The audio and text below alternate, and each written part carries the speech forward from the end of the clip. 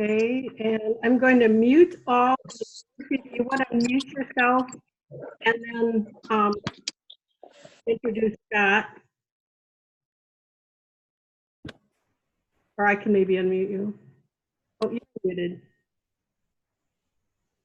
All right, Dorothy, well, first of all, I want to welcome you all. Thank you for getting on here. Thank you, Scott, for doing this. Thank you, God, for letting this work the way it is so far. So Dorothy is going to introduce Scott, and then we're going to let Scott teach us some nuggets. Okay. Well, good morning, everybody. And before I introduce Scott, I just have to, I know everybody is so grateful to you, Gail, because you, man, what you did in the last 2 days, and even this morning, Mikey and her are still texting back and forth about people with their registrations. And so really this would not have happened without Gail. And she spared Scott from traveling into this awful storm. And all of us, you know, we wouldn't have known what to do, but we're just so thankful, Gail, for all of your technical skills and keeping track of everything. Yeah, you're amazing, Gail. We could not do this without you, so we're so appreciated. My name is Dorothy Terhorst. I'm a Pro 5, and I live in Sioux Falls, South Dakota. Scott, before I tell everybody your bio, I have to tell you, Scott, that there was something you said on stage several years ago that changed my life. It's 7 words, and I'll tell you what they are, and then I'll explain how it changed my life. You said, listen to be interested, not to reload. Do you remember that? Yeah, I do. I wrote it in my reminders, and I started thinking about that because I'm a professional, I was a professional reloader. And that means that when someone is speaking, in my mind, I'm already thinking about how I'm going to come back with a comment or a story. I'm going to steal. Actually, I was a thief. I was stealing people's stories away from them. I wasn't listening to them. I was just wanted to show off what I had to say. And a lot of people never get finished telling their stories or saying what they want to say because people are interrupting them all the time. And I was one of those. And so it has literally changed my life. And I grew up with a family of reloaders. I went back to the farm to my 3 siblings the other day, and I realized I never got a chance to finish a story. Our whole family grew up just interrupting each other and trying to one-up each other. And I love them dearly, but it's difficult to have a chance to say what you want to say. And so this has changed how I deal with my prospects. They have something they want to say. And a lot of times what they say will lead you into the next moment. So you don't have to preconceive, okay, I'm going to go from A to Z. I'm going to do all of this, boom, boom, boom.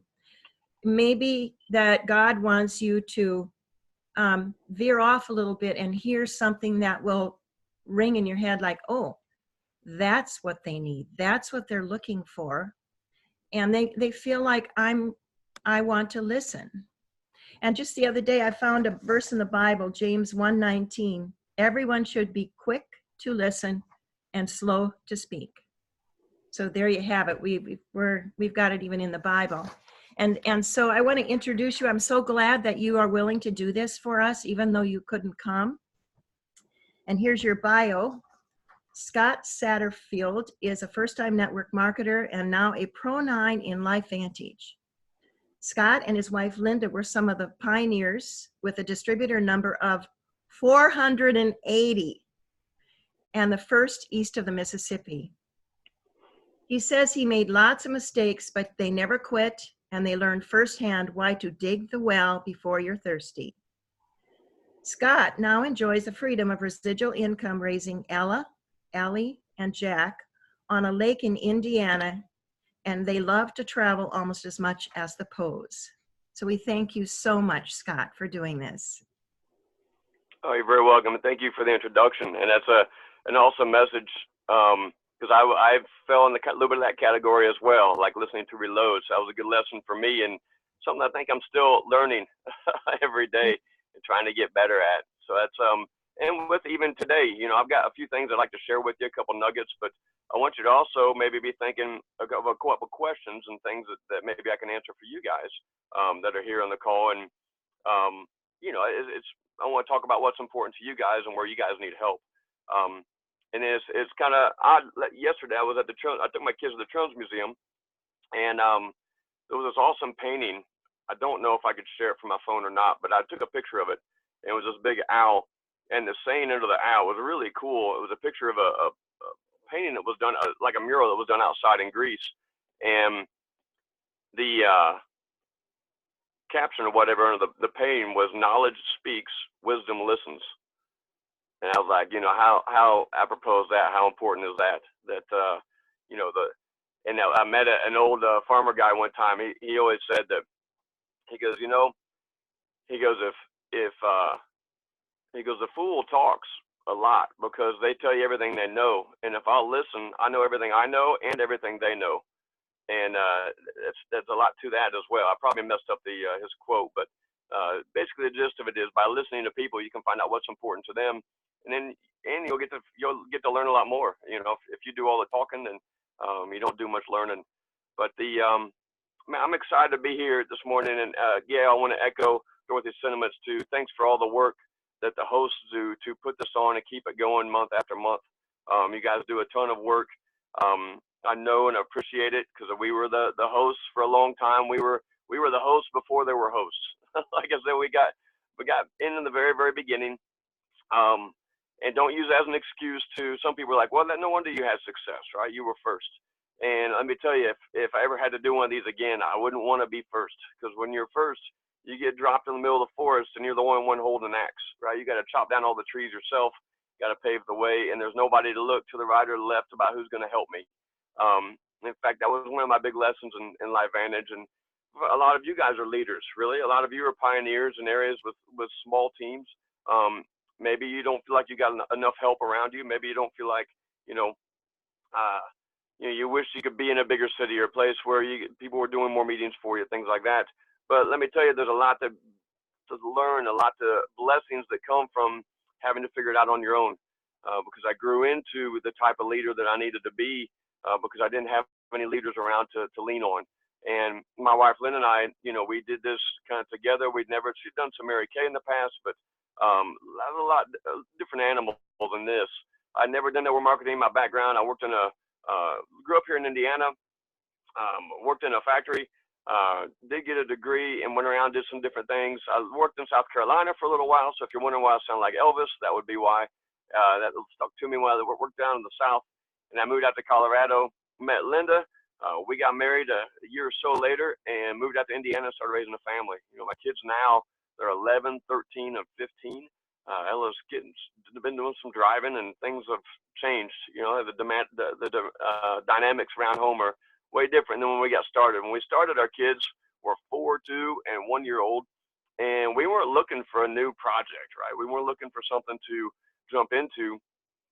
This was just one of those things that kind of fell in our lap, and we were like, what if we don't, right? What if we pass up on this? And this turns out to be as big as we think it's going to be. We believed in the science. We saw the opportunity, and we knew this was maybe a better way. At that time, when Linda was going through postpartum depression, 3 little kids, I was working a full-time job. I was commuting an hour each way to that job, and I wasn't spending enough time at home. I wasn't living the life that I had dreamed of, the life I thought I was going to live, and I saw this as maybe a way out, a way to something different. And after about a year and a half, we got to Pro 5. I ended up quitting my job, going full-time, and over the next short amount of time, went to Pro 5, Pro 7, Pro 9, and have been full-time at this now for about 7 years, 7.5 years, I think, and in LifeVantage for close to 10. And we, man, what a journey. We've got to meet amazing people, go on amazing trips, do amazing things, and it really has just been life-changing for us about the opportunity and things that we have in front of us now. So what are the few of the things I learned along the way? What are some of the things? I'm going to give you a couple of my leadership nuggets that I normally would give you on a leadership training. and then a few just general things for you as well. So a couple things I think that outside of the normal blueprint teaching and things you're going to get in your stuff today, one thing that happens, I heard an analogy recently that I thought was important. When you're going through LifeVantage, and anytime you get a new distributor on, there's really a lot from a leader's standpoint of setting people's expectations, right? Setting their expectations of what they're going to feel when they take the product, setting their expectations of what the business is going to do. Setting the expectation of, and this is a big one, when you hit a new rank or you get a new level in your business, there's usually a peak and then it levels down and then kind of settles out. So it's not uncommon to hit a rank and then go backwards the next month, right? You do that big surge, you sign up a bunch of people, and the people you sign up on a platinum pack, well, the next, that was the over $1,000 in volume, and then that drops down to 200, right? If they're on the auto ship for 200. So it's natural to have that peak area. And it's a little bit even what I did to an extent when I quit my job as a Pro 5. And all the people in my upline and the people told me not to do it, but I did it anyway. But what goes on is you build and build and build and build, and it's kind of like pouring a bottle of Coke into a glass, right? You pour that into the glass and you get a lot of fizz, and you get your glass fills up really fast. Well, what new people don't understand is that a lot of that is fizz, right? It's not the Coke. And after a bit of time, that fizz is going to settle back down, and what you have left, that's your long-term sustainable residual income. That's your business, and that's where it's going to stay. So it's good to set that expectation while people are growing fast, because a lot of times people sign up, they'll hit Pro 1 the first month, Pro 2 the second month, Pro 3 their third month, Pro 4 their fourth month, or maybe jump over and hit Pro 4 in their second or third month, and then hit Pro 5, and they think that it's just continue to go this, or like, oh, this is a piece of cake. What they don't understand is the fizz is going to settle. And when it settles, that's what the business that you've got, the core business you've got left. So I think that's a good analogy to have for new people, to let them know that then that's okay, right? That's part of the business. But wow, what a great blessing that we get to have a business that has long-term sustainable residual income. I think that's just a fantastic idea and thing to put your energy into build. Okay, so another concept that I like to teach people, and as you're growing your team and getting some business and things, is this thing of management mode, right? Getting into it. So I like to use an analogy of a turtle and the hare, right? So a lot of times what happens is we'll go up and we'll sign up 3 or 4 people, and as leaders, we've got our 4, 5, 6, 10, 15 people, and we're trying to coach those people. I remember this happened to me. My thought was when we were Pro 5, I'm like, well, I got these 5 Pro, I've got several leaders. I've got a few Pro 4s and a couple Pro 3s, and they're all in, right? They're all wanting to do this, and they're talking the talk, and they're showing up to meetings. And I thought, if I can just coach them to be Pro 5s, if I can get 5 Pro 5s, that'd be 100,000. I'll get to be a Pro 7, right? And I'll get to be able to do that. And so I was spending a lot of time coaching and working with these people, trying to coach them to be Pro 7s. Well, I didn't ask them all if they wanted to be Pro 7s, right? Or I asked them, and maybe they said yes, but their actions didn't show me they wanted to be Pro 7s. And if you spend all of your time trying to coach people to be something they're not, or something that they're not doing their part, then you're going to wear yourself out. And if you spend all your time, so there's a couple of sayings going on there. One is work with what you got until you get what you want. Okay, so, and I can even as a leader be doing my 15 presentations a month. Okay, I could be doing my 15 presentations, but all doing them all for my team. And that's what I was doing. I was doing 15, 20 presentations, 30, 35 presentations a month, but doing them all in my team. 5 of those presentations need to be for yourself. Okay, at least 5 of your 15 need to be for you personally, your personal recruits. And you can work with your team, all right, but you can't turn your turtles into hares. And if you spend all your time trying to coach your turtles to become a hare, then you're going to wear yourself out, you're going to wear them out and annoy them, and you're not going to get anywhere. The best thing you can do is by doing those 5 meetings yourself, you might find yourself a new hare. And so in the beginning, you might have to call everybody and say, hey, we've got an LVA coming up Saturday. Make sure you come, and I don't see your ticket bought, right? You're babysitting all of your team. I've done a lot of that. And then you find that you get a hare, you sign up somebody that calls you, and they say, hey, Scott, there's an LVA coming up in 2 weeks. How about we meet early for breakfast, right? I'd like to get a little bit of your time, and then maybe you could even do an opportunity meeting for my prospect that I'm also going to bring to LVA, and they're calling you, asking you for time. Right now, I know I've got a hair, and you know when you get one, because they're like, I'm sorry, I'm bugging you, and you're like, no, you're not bugging me. Call me every day. Call me every 15 minutes. I don't care. You're as excited about this as I am, and it's refreshing when you get that hair on your team, right? So in the beginning, and so I'm still working with what I got, right? So if I don't have 15 presentations, I might call up Johnny, and maybe Johnny's one of my turtles, and say, Johnny, you know, I've got Tuesday open for lunch, right? I know you got some coworkers we haven't talked to yet, so let's set up a lunch meeting if you want on Tuesday, and I can come do a meeting for you, right? This is the way I used to book my schedule out, and or I might, you know, if I had a restaurant owner, I had one restaurant owner I worked with, and I used to tell him, he was really busy. He's like, I don't have time to do and schedule meetings with you. He goes, I barely have time to talk to anybody. I was like, well, let's have a standing meeting. Every Wednesday, I'll come into your restaurant at lunch. You make sure there's somebody in that booth, you know, right in that corner to sit with me, right? And sometimes I think, even as I was walking into the restaurant, he was grabbing somebody and putting them in the booth and saying, listen to this guy, you know? So anyway, I'm working with these different people, getting meetings, but I'm working, that's bugging my turtles, right? I'm squeezing blood out of a rock, trying to get meetings to fill my schedule. But if I get the hair, they're booking up my schedule. They're doing that. But if I keep doing, eventually I'll get a hair, and then I'll get another one, then I get another one, and they're calling me, booking so many meetings, I don't have to call Johnny up anymore. Right now, if Johnny calls me, I'm definitely calling him back. If he wants to book an appointment, I'll definitely book an appointment with him. But I don't have to call him anymore, right? And a lot of times when you stop calling your turtles, they kind of wake up. You're like, wait a minute, you know, I'm going to miss out. I want Scott's attention. But you start to work with the people who deserve your attention, the ones that are asking you, right? So you see the little switch there? Instead of dragging your turtles along, right, trying to coach your team into being a bunch of Pro 5s they don't want to be, right, trying to teach your turtles to run if they don't want to run. Now, love on your turtles, right? Anytime my turtles call me, I'm there for them, right? I'm helping them get what they want. But they got to show me that they want it, right? They've got to put in the effort, and it shouldn't be, it's their business, right? It's their job to show up. It's their job to grow their business. It's their job to set their goals. It's not my job to do it for them. And if I am, I'm in management mode.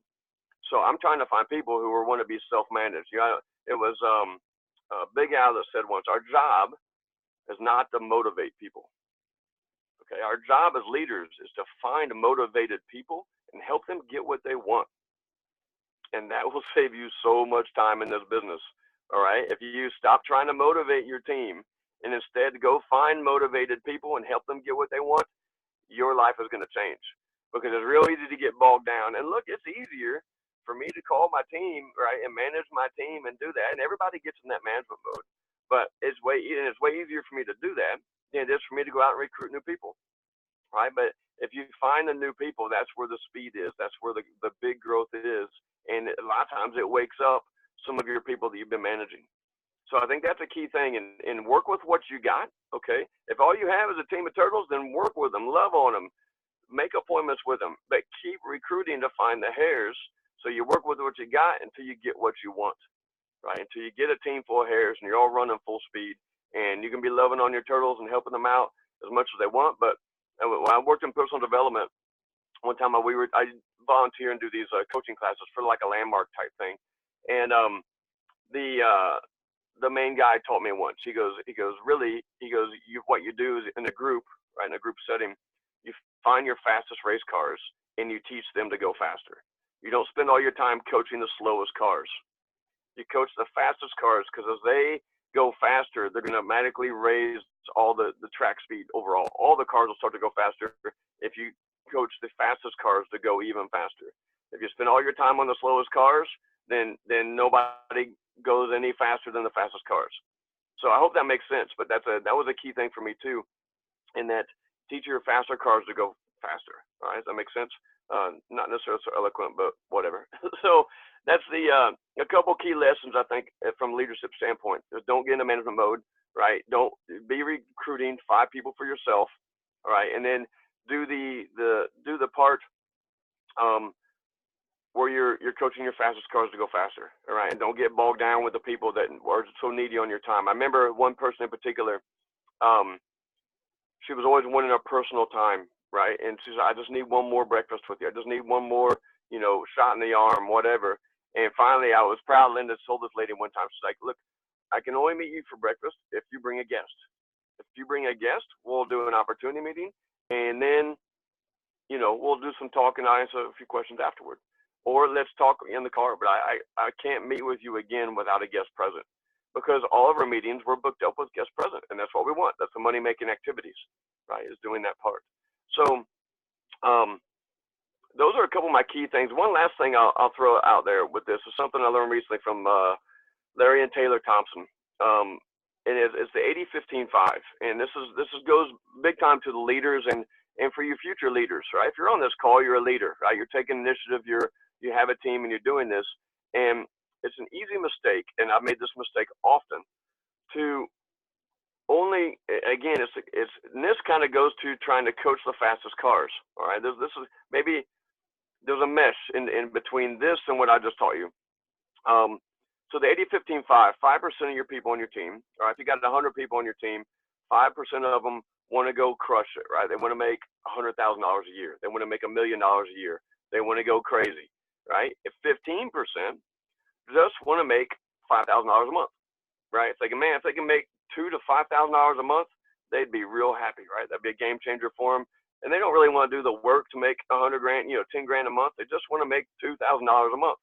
Well, 80% of your team just wants to make $200 to $400 a month, right? They just want to pay a couple bills. They just want to make a little extra money.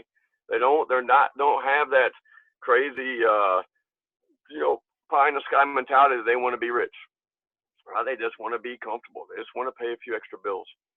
So keep that in mind with your team, all right? And when you talk to your team, I want you to talk mostly to the 80%. We're trying to get to 80%. We're trying to get a lot to do a little, all right? Because if you come on and you have a team call, or maybe you're having a team meeting, and you only shine the light on the 5%ers, right? Oh, here's Johnny. Johnny recruited 10 people last month, right? Why haven't you recruited 10 people last month? Johnny, tell us your secrets of how you recruited 10 people. He's like, well, I went and spent 16 hours at the mall on Saturday, and I just talked to every single person who went by. If they went in a reach where I could grab them, I would grab them and do that, right? And great for Johnny, because he's able and wired and has a desire to be able to do that. But what's 80% of your team thinking? You're thinking, there ain't no way. I ain't going to the mall and spend 16 hours, and I'm certainly not grabbing anybody, right, to go talk to him like that, like Johnny would. So your coaching in that example is only landing. Now, the other 5% of your team, right, the other 5 dudes like Johnny are like, yeah, I'm going to do that. If he did 16 hours, I'm going to do 18 hours at the mall, right? I'm going to do an all-nighter at Walmart, 24-hour Walmart. It's going to be a recruiting marathon, right? So you're speaking to 5% of your team, but the 80% is like, get out of here, right? That's ridiculous. Never mind, I might as well quit, because I'm never going to be like Johnny, right? And all Scott cares about is the guys like Johnny. So he didn't really appreciate me anyway, I'm out, right? And it'd be kind of like, that analogy is like if you went to the gym, right? And the guy that owned the gym was only nice to the people that could bench 300 pounds. Right, and then maybe you go in there, and maybe you show up 3 days a week, right? And you run your treadmill a little bit, you lift a little weights, maybe you jump a little rope or something, and you're not trying to bench 300 pounds. But if he was only nice to people that bench 300 pounds, how long would you go to his gym? You wouldn't be going there very long, right? You wouldn't feel welcome. And a smart gym owner, right? Does he care if you bench 300 pounds? No. Does he care if you run on the treadmill? Not really. Does he care if you just show up, in your leg warmers and your headband? Walk around, drinking a smoothie, looking cool, and then, you go back home? He didn't care. All he cares about is that you pay your $30 a month gym membership, right? That's why he wants to make sure you're happy.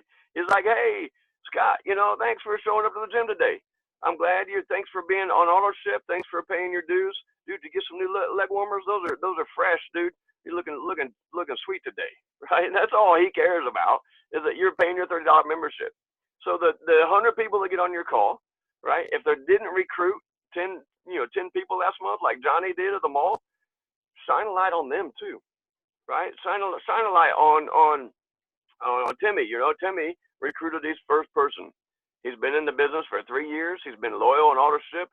He recruited his first person, happened to be his mom.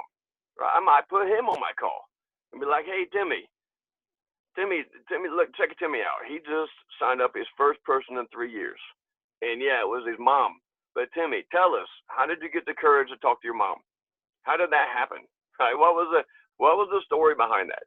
And the 5%ers, right? Johnny's like, whatever. He recruited one person, so what? Well, we're not talking to him. We're talking to the other 80%, right? And we're talking to the 25, 30% of your team that hasn't recruited by the end of the year either. You're like, whoa, Timmy did it. He got the courage to talk to his mom. Maybe I'll talk to my mom this week, right? And if you can get 30% of your people to talk to one person, that's better than, Johnny and Tony going to the ball and talking to 16 people, right? So if you can get a lot of people in your team to do a little bit, that's key. So every time you do a call, all right, here's the structure. Here's what you do. That's the concept. Now the structure is when you do a team call, it's, hey, I'm glad you're on the call. I'm glad you're here today. I'm glad you're taking LifeVantage products. I'm glad you're getting the benefits of being on the Tri-Synergizer. I'm love that you are here to make the world a better place, right? Whether you've signed up anybody or not. I'm just happy you're here. Thanks for being on the team. I'm glad you're here. I had one lady that used to always come to our weekly meetings a few years ago back when we were building. It was the wife of this guy, and she always showed up to our meetings. And I always gave her a big hug and a big smile. And I asked her one time, I was like, why do you show up to our meetings? I was like, we've talked over and over. I know you're never, she's like, Scott, I got no interest in this whatsoever. And I was like, I know you have no interest. I'm not trying to convert you. I'm just curious. Why do you show up? Why do you come here? She's like, Scott, this is the most positive place I go to every week. She says, I love the energy of your meetings. I like what's going on. I just like hanging out with these people. I was like, great. That's awesome. Hey, guess what? As a leader, I just want bodies in the room, right? I want butts and seats. I want happy people to show up to my meeting. I don't care if they're there or to be a pro 10 or not. I'm just happy somebody's there. So if you have that mentality of thank you for being on the call, always make your 80%ers feel welcome, right? And then when the part of the call, when you want to talk to the 5%ers, you can say, hey, thanks for being on the call. Listen, this message is for my 5%ers. This is for my crazy people. I do want to share one quick thing for you, right? Now, shine a light on Timmy, who's recruited his mom. Shine a light on Sally, who, finally, she got to Pro 3. After 8 years in the business, she got to Pro 3. That's a huge celebration. That's going to motivate a lot of people, right? And then also say, hey, I am doing this thing for, this contest for the crazies, right? Everybody's going to get in the contest if we do a little bit. But for the crazies, I got a little something extra special for you. So if you're not one of the crazies, hey, I'm cool with that. But here's something for you guys. Here's a little nugget I learned for you guys. But then get back and appreciate everybody. So that's, I think, a key thing when you're learning to do that is not alienate the people that maybe aren't doing anything. Don't make anybody feel bad for where they're at, because making them feel guilty isn't going to help motivate them. Right? Just shining the spotlight on Johnny, your superstar, isn't going to motivate a whole lot of people. It's going to alienate most of your team instead of motivate them. And that's something I know I did wrong in the beginning, and something that I do differently now. And I think that's an important lesson for leaders as well. So, yeah, what I'd like to do is actually, if anybody has any questions or things, I could spend the next 15, 20 minutes here answering some questions and talking about what's important to you guys. So does anybody have anything for me? Sure, just unmute yourself and go ahead and ask a question.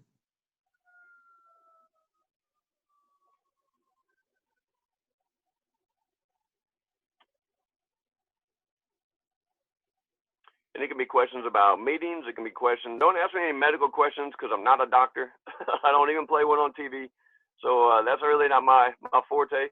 But anything on building a business, on leadership, on your teams, on how to present, right? Ways that you set things up.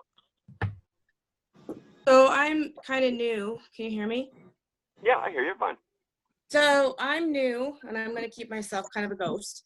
But I want to say thank you for what you said, because that's exactly how I have felt throughout.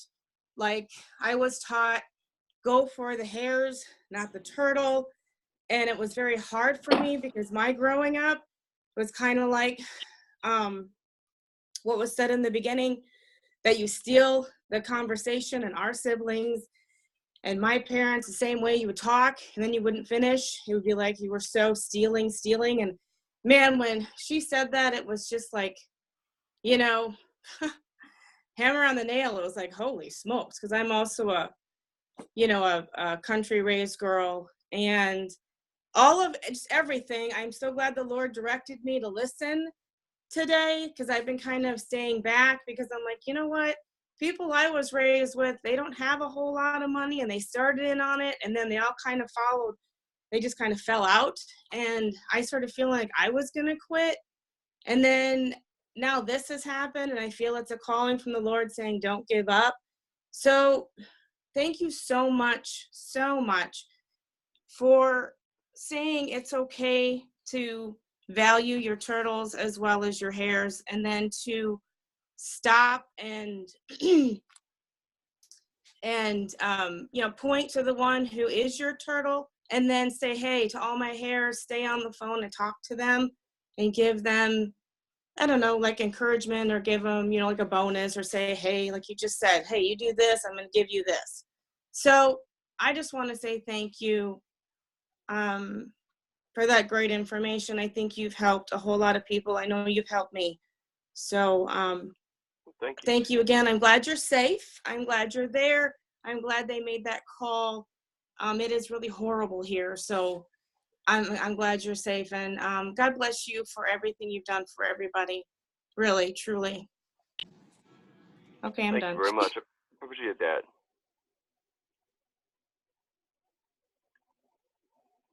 All right, well, and I'll make a comment about that, I guess, if nobody else has a question. And if you do, just jump on and let me know. I do have a question. Oh, okay. What's your question? I hate to interrupt you, but when you do a meeting, do you show the ABC and then go through slides, or do you just talk, or can you go through what you do when you do a meeting, and how many of you take part of your team? Like, do you have somebody come up and say their story, or do you does one person do the whole meeting? Okay. And it depends on the type of meeting, right? So if I'm doing a one-on-one at a coffee shop versus a hotel type meeting, Zoom meetings, different things like that. I think for larger group type meetings, always a best format, and which is, from 10 years ago, and I still think it holds true. I saw Rachel Jackson do an opportunity meeting here last month, or a couple weeks ago, and she still had the same type of format, which is they sometimes it depends on how long I want the meeting to be. I'll show the ABC prime time. Sometimes not. Sometimes I show like a really shortened version of it. I find that you can get a lot of the same credibility by showing even a slide, or just saying, hey, here's all the news, it's been on the Today, it's been on these different shows, it's been featured on these different places. That just gives it credibility to what we're saying is true. It depends a little bit on the audience if I want to show the ABC primetime or not. And I coach people on two different things, because I get asked a lot about what's your favorite video and all that. Well, the favorite video is the one that you're excited to show, right? Because if your energy is up as a presenter, and you love the ABC primetime, and if I tell you to show, that cartoon, and you hate the cartoon and you don't feel comfortable showing it, well, then you're not going to show it, right? So both will work if you're excited enough about it, because your energy and excitement about what you're doing is more important than the information you're sharing, to be honest. Okay. Now here's the second level of that, though.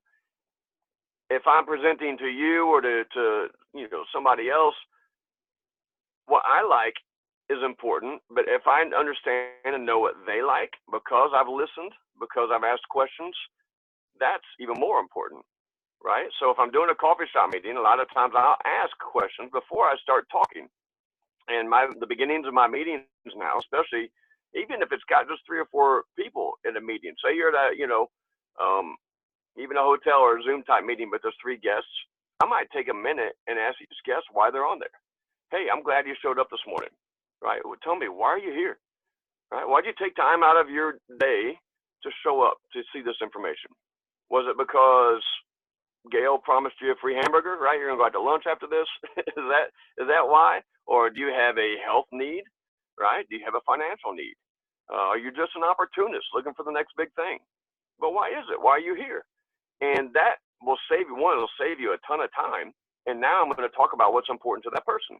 And if I have 2 or 3 people, and maybe they all even give a different answer, at least I know where each person's target is. So I used to take a shotgun approach to presenting, where I was like the little Woody doll, right? I'd pull the string, and I was going to say the same thing. It was about 48 minutes. I said the same thing every single time.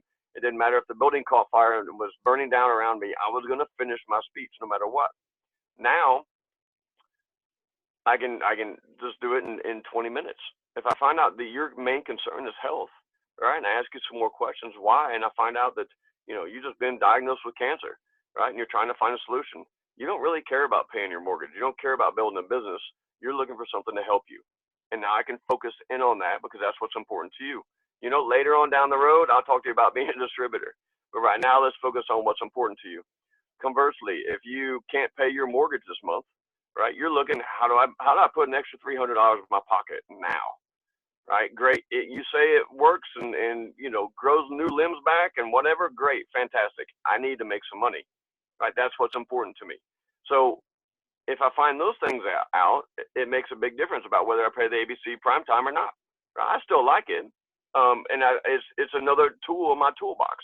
And the more questions I can find to find the problem that needs to be fixed, then I know which tools to take out of my toolbox.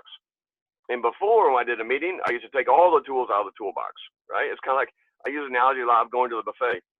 And before, I would take you to the buffet with me, right? The buffet of LifeVantage, and I'd give you a big mouthful of meat, and then a mouthful of potatoes, and a mouthful of veggies, a mouthful of this and that and that and that.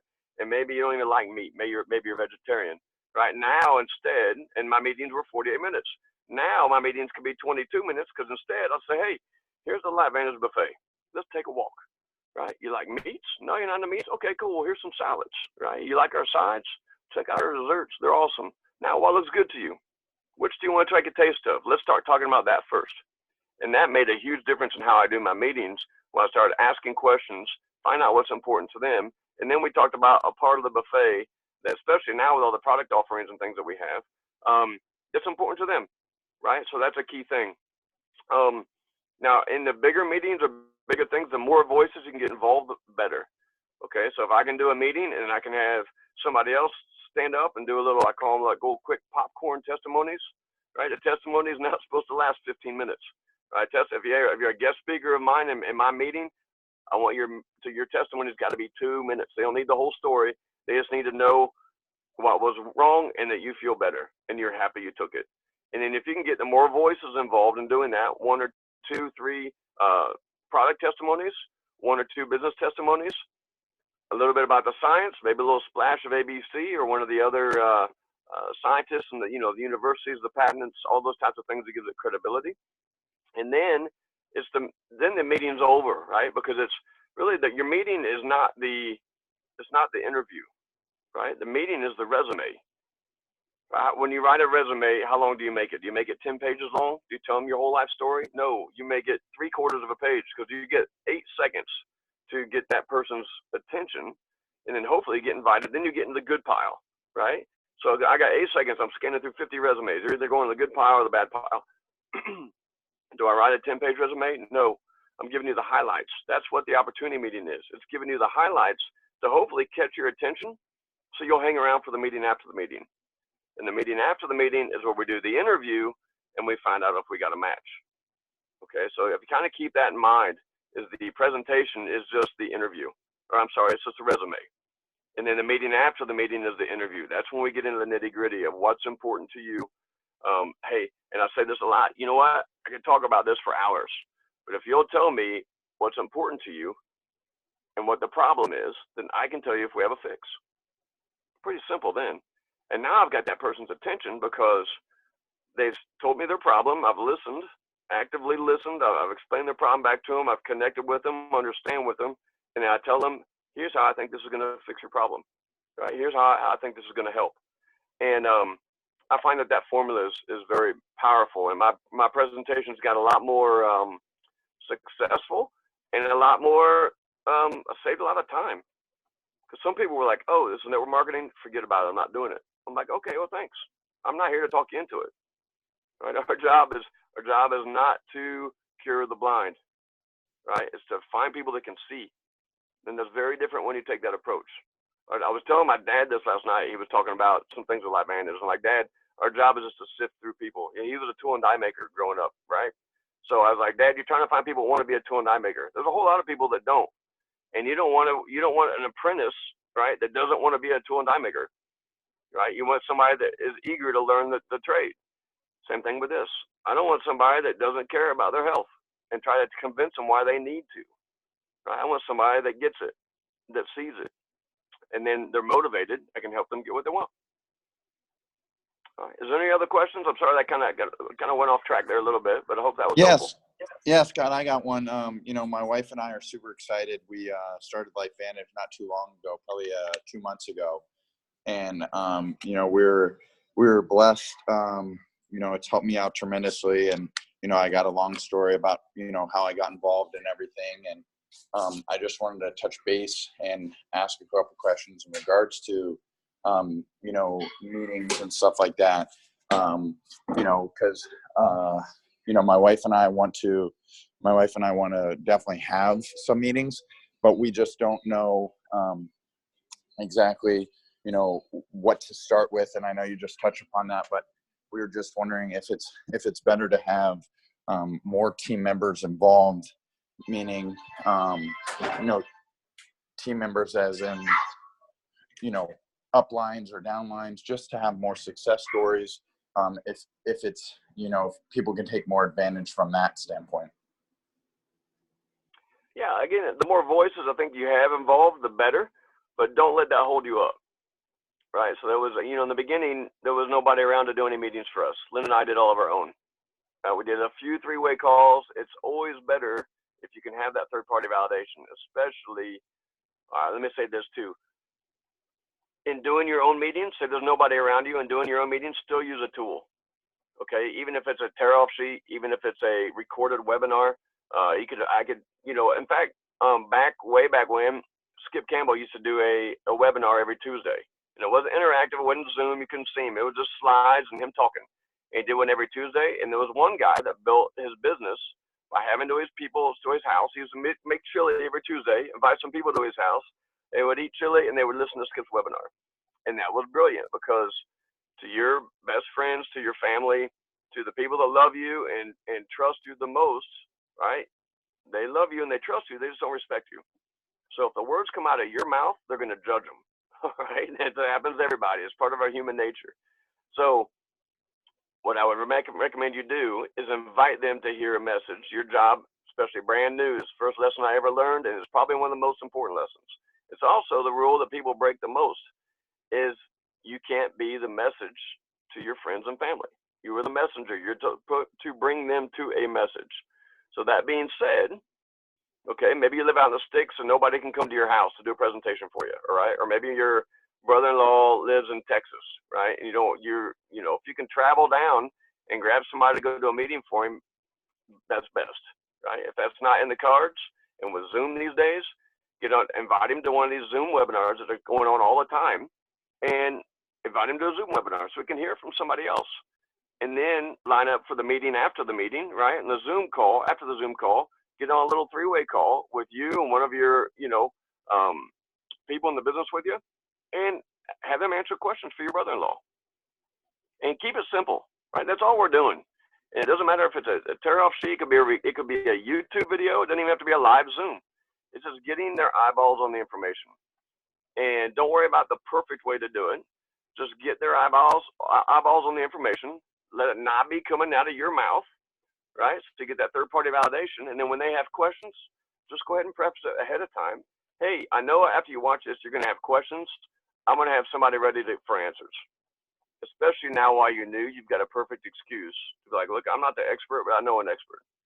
So I'm going to have him I got, you know, Johnny on the phone with me, and he's going to answer your questions. And that's the best way to do meetings. So however that looks, right? High touch, face-to-face is best. Zoom, you know, face-to-face is next. And, you know, even if it has to be a 3-way call, it used to be a 5-minute recorded call, or 15-minute recorded call back in the very beginning. We used to dial in to a free conference call number and put people on that call to listen to it. And I'll be on the phone with them listening to it. So it's really just about getting a new set of eyeballs on the information, and 15 new sets of eyeballs on the information every single month, right? And 5 of those, when you have a team, 5 of those need to be for yourself, not just for the people on your team. Does that make sense?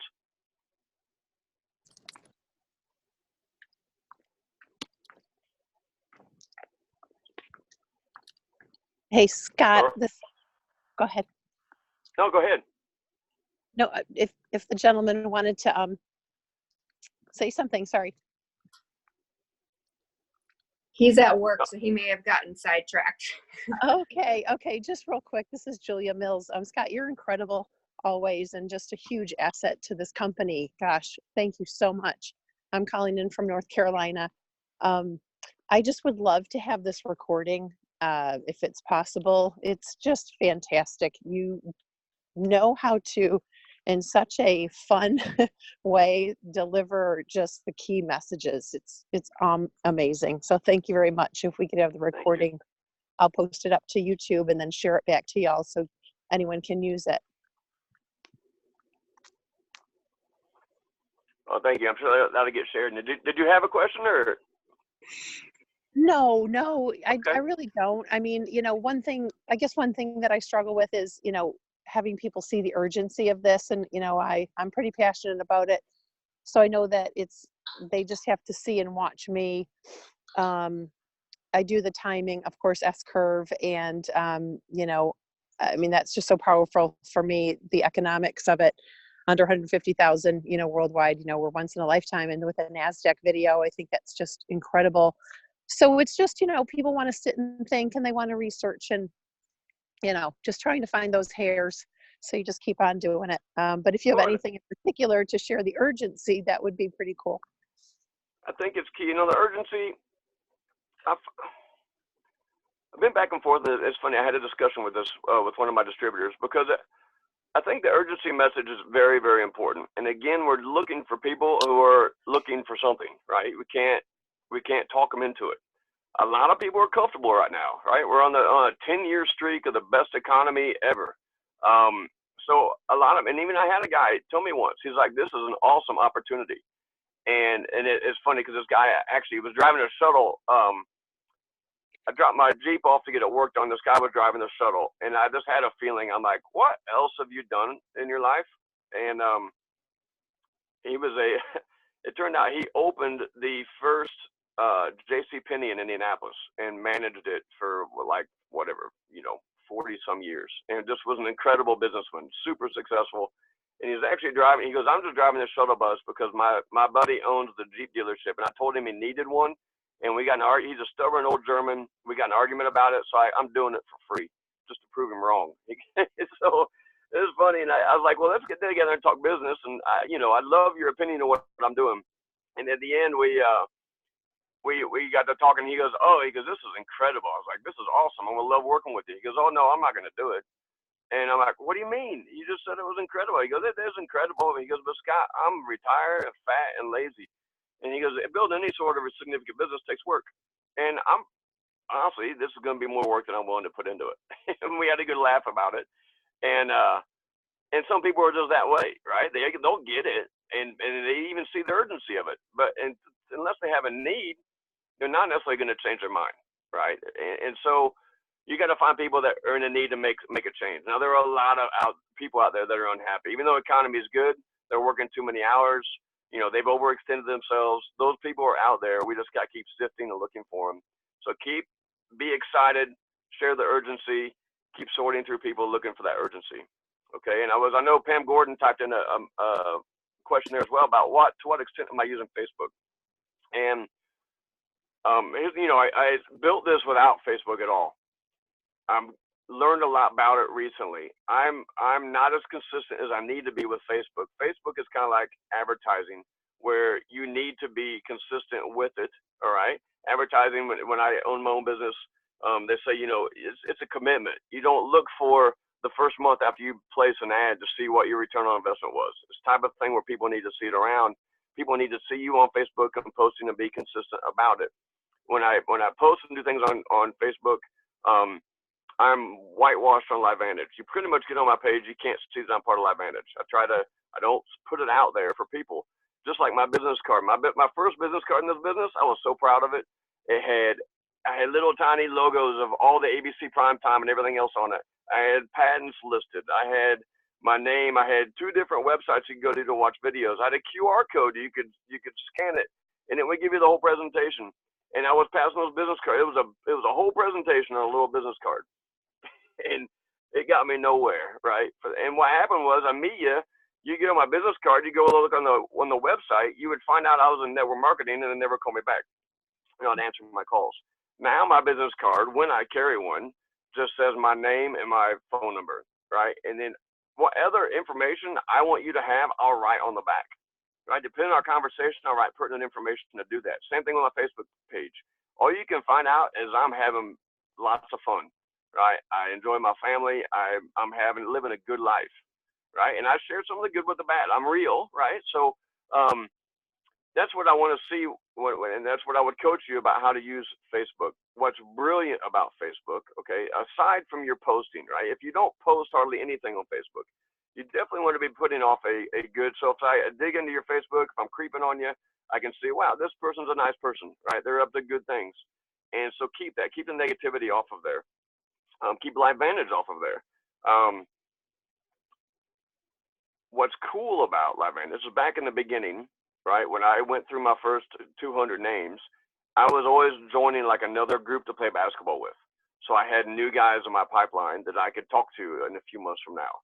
I would sign up in new hobbies. I would go to different church groups. I would do different things to increase my network. Now you can do all that from home. I can join a Facebook group called, water skiers, right? I love water skiing Facebook group. And I can get on there and be with a bunch of people that I can talk water skiing with. And there might be 5,000 people in that group. I can get on there and make a couple posts and start making some friends. And what's cool about that is I can make friends on there just by making a cool post about a cool picture of the sunrise of me water skiing in it, and 5 people comment. Now I can 2 days later make another post about my kid water skiing. 5 people comment on it. I can go back to the people that made the comments, look on their sites, and make a comment back. Now, even though I've never talked to them, you kind of feel like you're friends with them.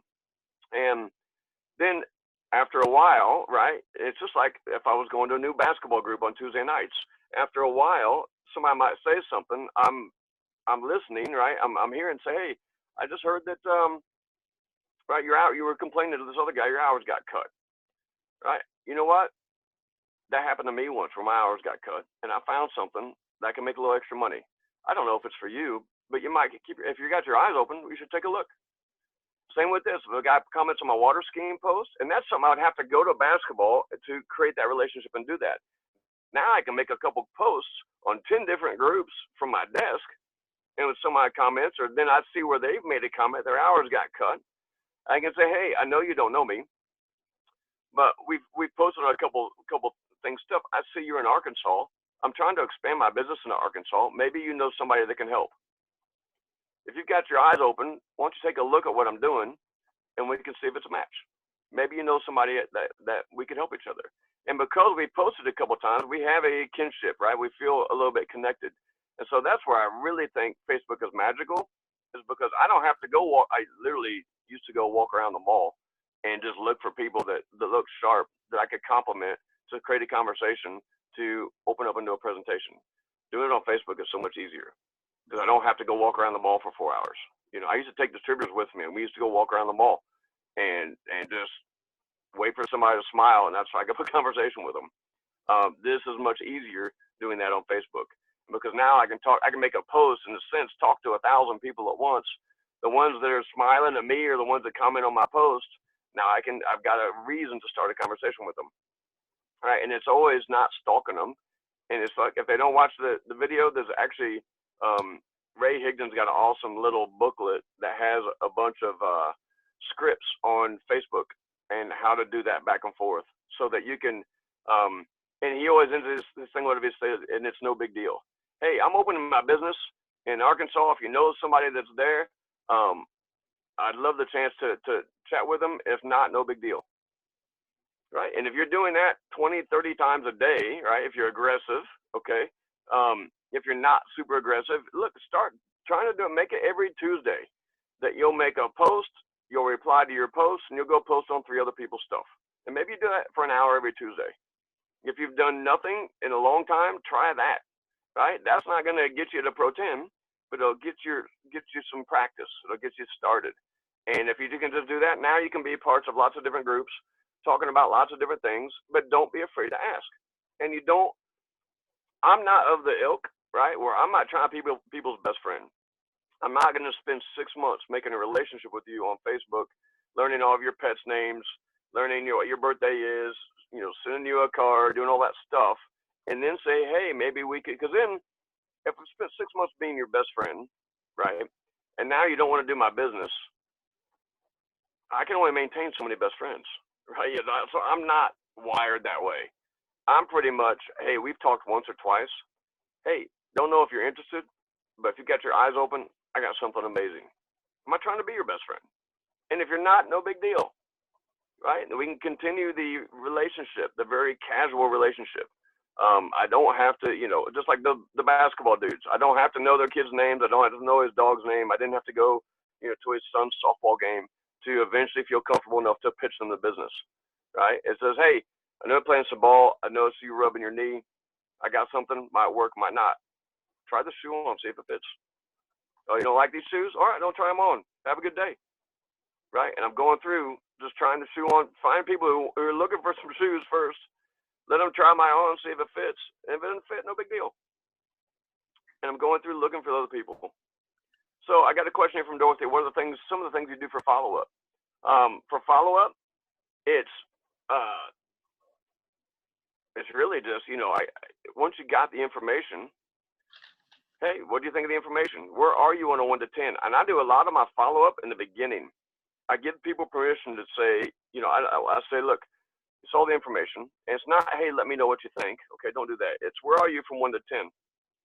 I want to know, are you on a 1? Are you 1 to 3? Or are you 7 to 10? And like, oh, I'm a 5 or a 6, right? Especially us Midwesterners, right? We're nice people. We don't want to tell anybody no. And I say, no, you don't. 6 wasn't an option. 5 is definitely not an option. You're either mostly in or you're mostly out. Pick one. Well, I'm a 7. Well, why aren't you a 10? What questions do you need answered so that we can get to 10?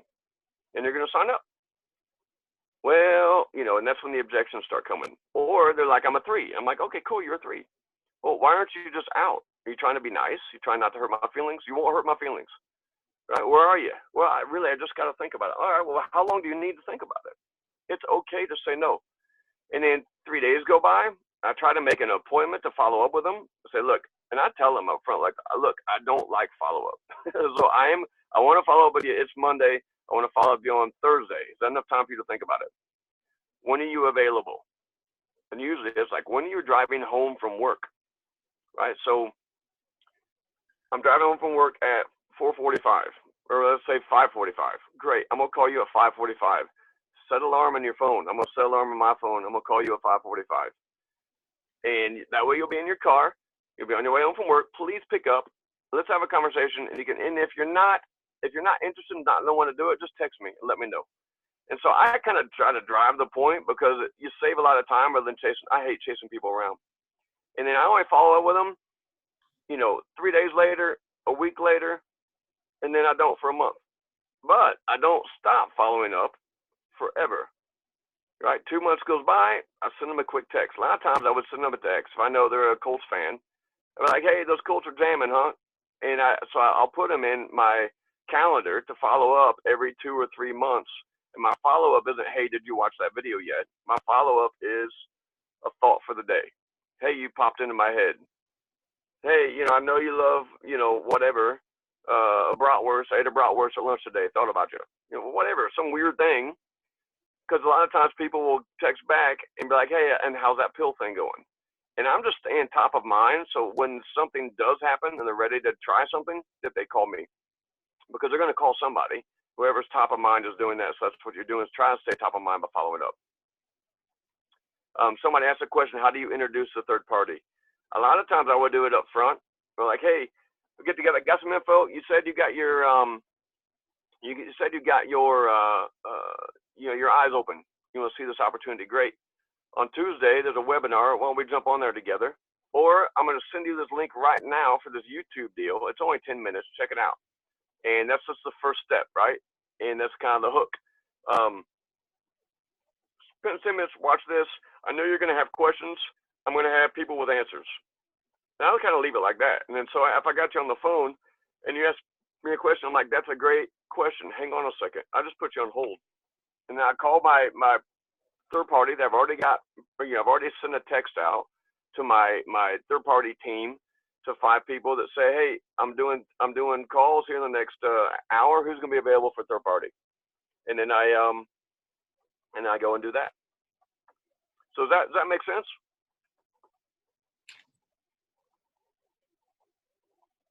Hi, Scott. This is Jeannie from Wisconsin. I have another question, and thanks Gail and Dorothy for putting this together. I was excited when I seen the Zoom come across. So we have a potential customer, Amish family coming up, hopefully next month, coming in as at least a customer. I know the mom is very intrigued. I love, great couple, but they could use the money. But I was given the information, I don't know if this is correct, that you do have some Amish on your team, quite a few. So I'm wondering if you can speak to that. How do I go about, and I really like them as a family. I would love to see them successful in this business, but I'm just not sure how to go about working with them. I mean, as far as, I do have a lot of Amish people on my team. I've never really treated them any different. And really, they're not that much different. They are very skeptical because they've had a lot of businesses come through Amish communities, so they tend to be skeptical of network marketing. I don't know if they're any more skeptical of anybody else about network marketing. I do know that once you have a distributor in different groups and things I have, if you have somebody that speaks Pennsylvania Dutch, that's what most of them speak. The trust factor goes way up, right? So once they have a family, you want to involve a family to recruit another family. They've got lots of medical conditions, lots and lots of medical conditions. So they usually see some sort of benefit, and they're not afraid to spend a ton of money on supplements. Like I know several families that spend $400, $500, $600 a month on supplements. So don't think they're poor necessarily, and they understand the value of nutrition and they have a need for it. But I don't approach it really any different. And it's funny because in the beginning, a lot of them would tell me, come and do a presentation, but don't talk about business. And in the beginning, I would do a presentation, go through that, and be like, some of you have to be wondering why this isn't a big business yet, right? Why this wasn't on the shelves of GNC, or why this, that. If you want to hear about the business side of it, I can stick around and talk. And I looked at my host, and I'd be like, well, how many people want to hear it? And all the hands would go up. I'm like, do you mind if I talk business? It sounds like they want to talk about it. And Larry Mullet was the guy, and he just shook his head and started laughing. He goes, I knew you were going to talk about it anyway. So, I just wouldn't. The one thing is, it's slower moving because they got to fax their stuff in. They do have an ACH set up for them to transfer money back and forth because they don't generally do credit cards. Some of them will go to like a Walmart and get a what's it called? I think it's a Walmart Blue Card or whatever, which is a prepaid credit card that they can load money on it and use that if they want. But most of them will send a check in or do an ACH and fax the information back and forth. So it's good to have somebody in that community that has a computer that can do a lot of that part for them. And if not, you'll just have to be willing to do that. Brian Holly have done lots and lots and lots and lots of that in building their Amish teams. Somebody had a question I kind of missed. It was about something about being a Pro 5 or journey to Pro 5 or something. Let's see if I can look at the chats here. Can you expand a bit on what life was like for you once you hit Pro 5 and quit your job? How'd you stay accountable to your goals? Well, that's a little bit of a there's a couple things with that. First of all, I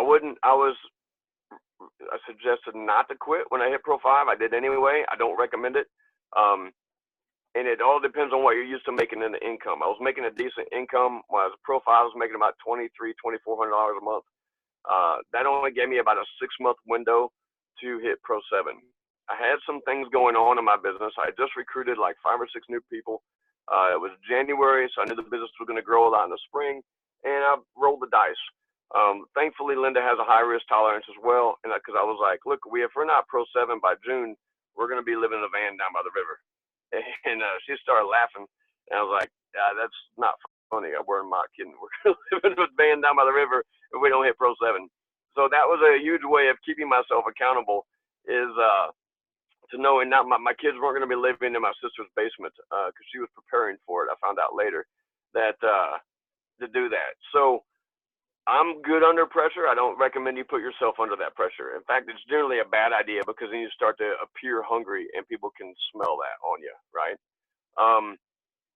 So what life was like, I had a good team, a lot of active people. So I was calling people, and I wasn't doing 15 presentations a month. I was doing 15 to 20 a week. And Linda was also doing the presentations. We would actually, like, right before I quit, I'd like come home from work. I would do what I called a happy hour meeting. I would meet Linda at a McDonald's. Kids would eat. She'd leave. She'd take my car, go do a meeting. I would hang out with the kids for an hour or two, play at the play place. She would come back to McDonald's. We put the kids, back in the minivan. I would get back in my car and then do a late dinner meeting and then a night meeting. I mean, sometimes I was doing 4 or 5. I'd do 2 lunch meetings, and I was doing all this before I quit. And then after I quit, I tried to make sure I was doing 2 or 3 meetings a day if possible. And if like 2 days went by and I didn't have a meeting scheduled, I'd get like antsy, and Linda, I'd get grouchy, and Linda would be like, go out and do some meetings, go vomit on somebody at Starbucks, do what you got to do, get this out of your system. Because I knew every meeting I was doing was one step closer to my goal. So you got it. That's hungry, right? That's when you are doing it at all costs. And it was finding new people, talking. I used to sit at Panera for 8 hours and tell my whole team, I'm gonna be at Panera from 9 a.m. Saturday till 4 p.m. Bring any prospect you have into Panera and I'll talk to them. Go meet them for a coffee. And I would do that at least one Saturday a month. Like I did crazy stuff, all right? And it's not duplicatable, right? I was the Tony guy where, like I talked about earlier, that everybody else was like, that's nuts. I'm not doing that. If that's what it takes to be a Pro 9, forget about it. I'll never be a Pro 9. You don't have to be crazy like I was, right? You can get Pro 9 without being exactly that crazy, but I did it fast. Okay, here was the result of being crazy for a while, for a year. January, our volume was 32,000 a month. Okay. February, we hit 50,000 a month, hit Pro 6. Was it February or March? February or March, we hit 50,000. In May, we hit 100,000. In December, we hit 200,000 a month, hit Pro 8. So from January, we went from 30,000 a month volume to 200,000 a month volume in December. Pro 5 to Pro 8. The income went from $2,300 a month to $18,000 a month. Okay, like a $16,000 raise in a year, a month, not a year. $16,000 raise a month. So did I do crazy stuff? Yeah. Did it burn me out a little bit? Yeah. Did we have to make some sacrifice? Yes. Everything took a back seat to LifeVantage for that year. But was it worth it? Absolutely. To have that freedom, to build that residual income, to have that happen for our family and do that. Would I want to do it again? No. It was crazy. All right. It was tough. It was a lot of tough times. Was it exciting? Yes. Was it awesome? Yes. Was it life-changing? Yes. Was it worth it? Yes. If I had to do it again, I would do it again. Did I act crazy and do crazy stuff? Yeah. Is making Pro 9 money crazy money that allows you to live a crazy lifestyle? Sure. If you want to make drastic changes in where you're at and what you're doing, it's going to take drastic effort, right? It's going to take work. There's no shortcut. There's no easy way, right?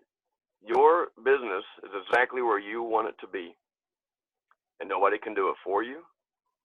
We can do it with you, Right? We can help you out, or we can run side by side, but we can't drag you along.